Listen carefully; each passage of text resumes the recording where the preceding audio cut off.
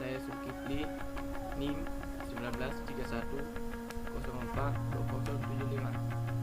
jurusan Pendidikan Jasmani Kesehatan dan Rekreasi, Fakultas Ilmu Keolahragaan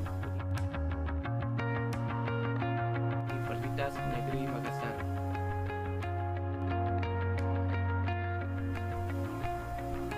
Pada video kali ini, saya akan menjelaskan sedikit tentang tugas-tugas perkembangan yang diampu oleh dosen Ibu Siti Raihan.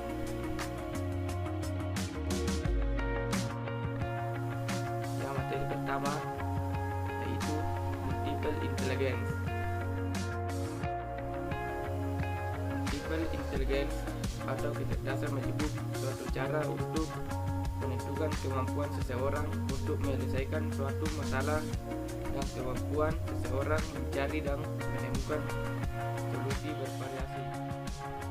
Selanjutnya, kenapa manusia cerdas? Karena setiap manusia memiliki IQ dan intelektual yang bervariasi. Namun beberapa orang malas menyesal kemampuan intelektualnya yang disebabkan oleh beberapa faktor, misalnya lingkungan, keluarga, ekonomi, dan lain-lain. Selanjutnya, Daily Behav. Masa mid-behav adalah masa anak atau siswa mengalami puncak kenakalan atau perilaku tidak baik yang akan terjadi dan ditangani melalui pendidikan agar anak dapat menjadi manusia seutuhnya, yaitu bertakwa, berakhlak mulia, sehat, berilmu, kreatif, dan disiplin dalam berperilaku. Siswa menunjukkan perilaku tidak menyenangkan ketika tidak mendapatkan respon ketika ia berbuat baik, sehingga siswa kehilangan minat dan merasa bosan. Siswa yang mengalami penyimpangan perilaku atau kurang tata krama ini biasanya terjadi karena pergaulan yang tidak sesuai umur mereka dan tidak memiliki pendidikan, sehingga menimbulkan perilaku tidak baik seperti berbicara tidak sopan dan membentak orang yang lebih tua dari mereka. Disiplin positif. Siswa yang mengalami behav akan dilatih, dikendalikan, dan diberi dorongan dengan tujuan dapat bertindak lebih efektif. Reinforcement positif dan negatif. Masa penguatan adalah prosedur untuk mempertahankan dan menguatkan perilaku. Penguatan positif adalah pemberian respon untuk meningkatkan respon yang diharapkan. Penguatan negatif adalah menghilangkan suatu respon yang akan menimbulkan perilaku yang tidak baik. Punishment positif modifikasi perilaku anak yang dilakukan agar tingkah laku yang tidak diinginkan tidak muncul kembali. Punishment negatif perilaku yang tidak ada dibuat untuk menangani tingkah laku yang tidak baik.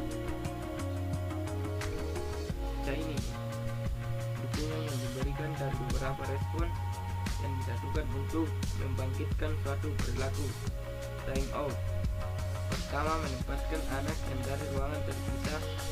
Anak akan menunjukkan perilaku bermasalah. Kedua, mengasingkan anak ke suatu tempat untuk menunjukkan perilaku yang akan terjadi setelah melakukan interaksi di tempat tersebut. Ketiga, menempatkan anak di lingkungan berbeda di mana dia sendiri menunjukkan perilaku bermasalahnya.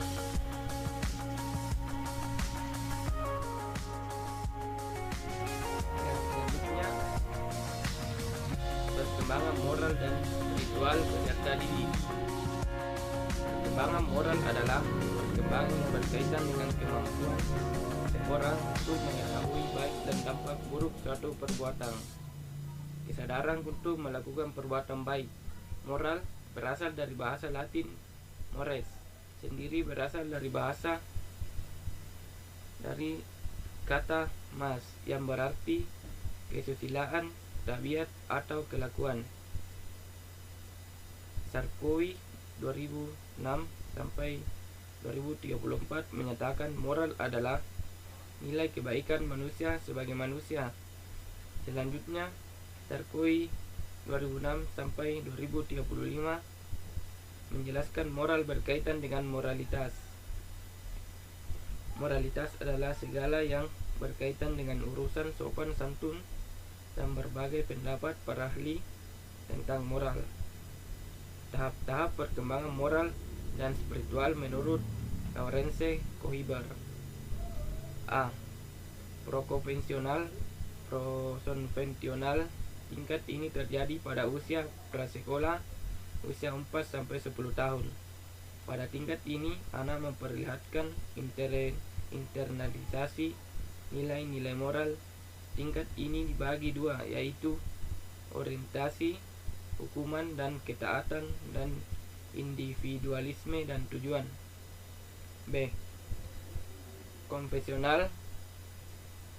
Tingkat ini dibagi kepada tahap norma-norma interpersonal. Seseorang menghargai kebenaran, kepedulian dan kesetiaan kepada orang lain sebagai landasan pertimbangan moral. Dan tahap moralitas sistem sosial. Pertimbangan moral didasarkan atas pemahaman aturan sosial, hukum-hukum, keadilan dan kewajiban. C. Pasca konvensional. Pada tingkat ini moralitas benar-benar diinternalisasikan dan tidak didasarkan pada standar-standar orang lain. Tingkat ini dibagi kepada tahap hak-hak masyarakat versus hak-hak individual dan tahap prinsip-prinsip etis universal. Persepsi yang saya dapat berkaitan dengan konsep Holbrook. Pertama, prokonvensional, yaitu konsep usia prasekolah di antara anak-anak memperlihatkan tingkah bermoral dan takut pada aturan-aturan untuk tujuan tertentu. Kedua, konvensional, yaitu konsep di mana anak-anak sekolah mampu mengetahui kehidupan bermasyarakat dengan menghargai, sopan, peduli, dan menaati hukum-hukum yang berlalu. Ketiga, pasca konvensional, yaitu kita telah mampu menghargai orang lain, baik itu individu atau kelompok.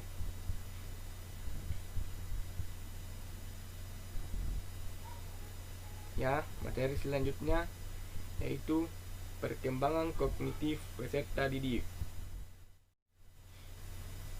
Kognitif adalah kemampuan berpikir pada manusia menurut teman kemampuan berpikir abstrak. Colvin, kemampuan menyesuaikan diri dengan lingkungan. Han, kemampuan memproses informasi yang diperoleh melalui indera. Gardner menyatakan kemampuan menciptakan karya, dan beberapa ahli psikologi berpendapat bahwa kemampuan berpikir manusia tumbuh bersama dengan pertumbuhan usia manusia. Teori perkembangan kognitif didasarkan pada asumsi bahwa kemampuan kognitif ini merupakan sesuatu yang fundamental dalam membimbing tingkah laku anak. Perkembangan kognitif manusia berkaitan dengan kemampuan mental dan fisik untuk mengetahui objek tertentu, memasukkan informasi ke dalam pikiran, mengubah pengetahuan yang telah ada dengan informasi yang baru diperoleh, dan perubahan tahapan-tahapan pikiran. Ya, materi selanjutnya yaitu perkembangan bahasa. Perkembangan bahasa merupakan proses terjadinya kemampuan mempergunakan bahasa, di mana bahasa merupakan alat pikiran dan komunikasi verbal untuk mengumpulkan ide atau jalan pikiran kepada orang lain. Adapun beberapa teori perkembangan bahasa yaitu: 1. Teori behaviorisme. Teori ini menerangkan bahwa anak memperoleh bahasanya dipengaruhi lingkungan luarnya, seperti ibunya yang sering dia dengar dengan berbicara maupun orang lain. 2. Teori nativisme. Menurut teori ini, anak akan lambat daun bisa berbicara sedikit demi sedikit sejalan dengan perkembangan berbicaranya. Ketiga, teori kognitisme.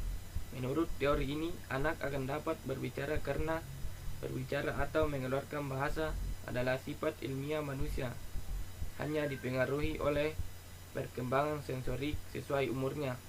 Keempat, teori fisiokultural. Menurut teori ini, bahasa anak-anak akan mengikuti bahasa yang telah tertanam di dirinya melalui praktek sosial. Ya, sampai disitulah yang bisa saya jelaskan. Kurang dan lebihnya mohon dimaafkan. Assalamualaikum warahmatullahi wabarakatuh.